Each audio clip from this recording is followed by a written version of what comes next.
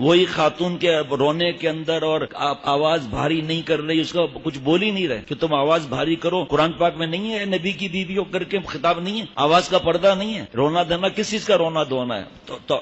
توبہ کرو، عمل کر کے دکھاؤ. 4 مہینے تک گاڑی چلی، پھر زبان کینچی کی طرح چل رہی ہے، بات چیت بند کر رہے ہیں. وہ جناب گناہ کی طرف زبردستی جا رہے ہیں، گناہ کی جگہ پر.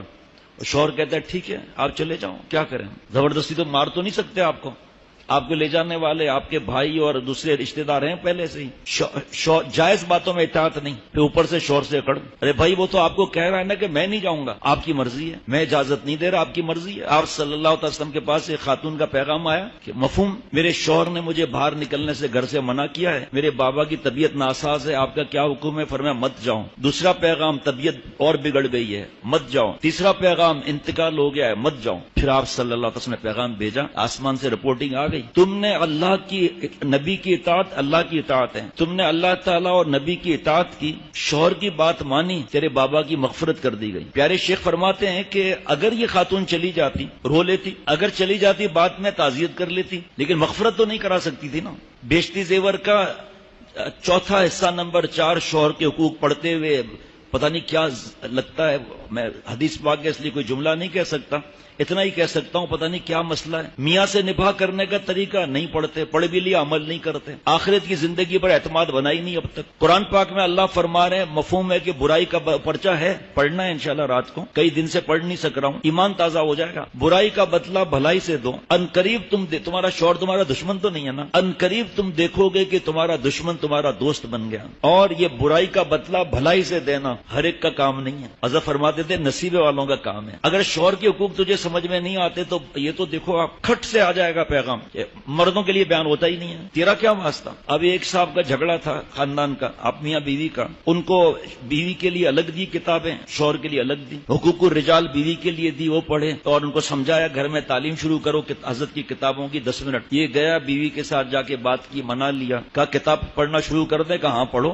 کتاب، اچھا ہے. شوہر صاحب دیکھیے کون سی کتاب پڑھا، حقوق الرجال. جو عورت کو پڑھنا ہے وہ خود پڑھ رہا ہے، عورت کو ایسا کرنا ہے 3-4 بات سن کے کہا بند کرو کتاب کو، اپنا کتاب کھولو نا حقوق النساء. پھر جھگڑا شروع ہو گیا. عجیب پجامہ والی حرکت ہے. بیگم صاحبہ کہتی ہے میں بات نہیں کروں گا، وہ کہتا ہے میں بات نہیں کروں گا. اللہ کو جھکنا پسند ہے، صرف بیان کرنا ہے ہم نے، میں اپنی بات کرتا ہوں، بیان صرف کرنا ہے، عمل آپ لوگ کریں گے. پھر آپ لوگوں نے میں سے کوئی، سب نہیں، کوئی ایسا ہے کہ بیان سننا ہے، آگے سنانا ہے، لمبی لمبی باتیں سنانا ہے، دوسرے کو حق جتلانا ہے. ارے اللہ کے بندے سکون سے رہو، جنت والا ماحول بناؤ، اولاد کو برباد مت کرو، ذہنی مریض ہو جائیں گے، نفسیاتی مریض ہو جائیں گے. میاں بیوی بات چیت نہیں کر رہے آپس میں. شوہر نے بیوی کو پرچہ رکھ دیا، اس میں لکھا تھا کہ مجھے 3 بجے آپ اٹھا دیجیے گا، میری فلائٹ ہے، بہت امپورٹنٹ کانٹریکٹ سائن کرنا ہے. آنکھ کھلی 7 بج رہے تھے صرف. اس کو اتنا غصہ آیا، بیوی پر چلانے لگا، اٹھایا کیوں نہیں، یہ شور شرابہ، اشارہ کیا تو اس کے موبائل کے نیچے پرچہ لکھا ہوا تھا سرتاج، اور 3 بج گیا اٹھ جائیے. یہ ایک ہی گھر میں رہتے ہوئے یہ حالت ہے. سردی سے دروازہ کھل گیا، یہ میاں بیوی لڑے ہوئے تھے. کہا بیگم صاحبہ بند کر دو دروازہ. کہا تسی بند کرو نا. کہا بیگم صاحبہ آپ بند کر دو. تو کیوں نہیں بند کرتا تم؟ کہا اچھا بات چیت بند، چھوٹے بچے ہیں نا کٹی، آج سے بات چیت بند، تو مجھے نہیں کھلانا میں تجھے نہیں کھلاؤں گا.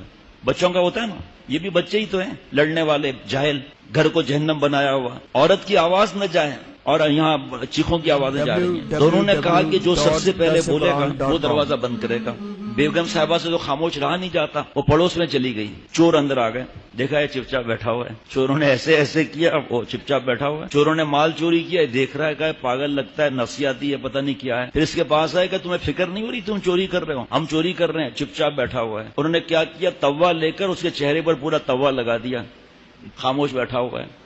چوری کر کے ٹھاٹ سے چلے گئے. تھوڑی دیر کے بعد بیوی اندر آئی، گھر میں آ کر دیکھا، شوہر کو دیکھا کر ارے یہ کیا ہوا. کہا چپ ہوئے، پہلے دروازہ بند کر.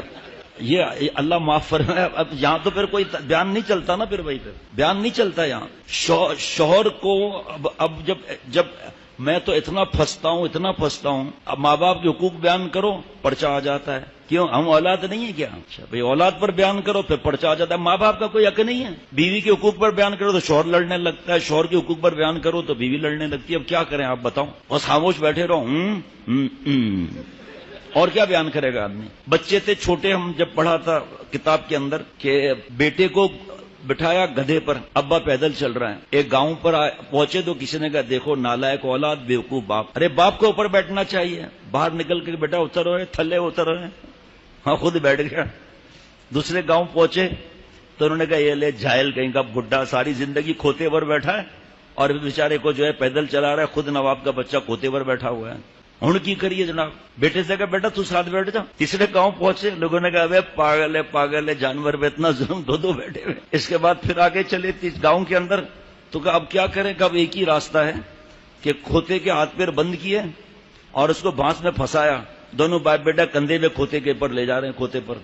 وہ ایک گاؤں سے دوسرے گاؤں کا پل تھا لکڑی کا، جب وہاں پہنچے دھڑ تینوں نیچے۔ ہمارا بھی اب یہی حال ہے، اس پر بیان نہیں کرو، اس پر بیان نہیں کرو، اس پر بیان نہیں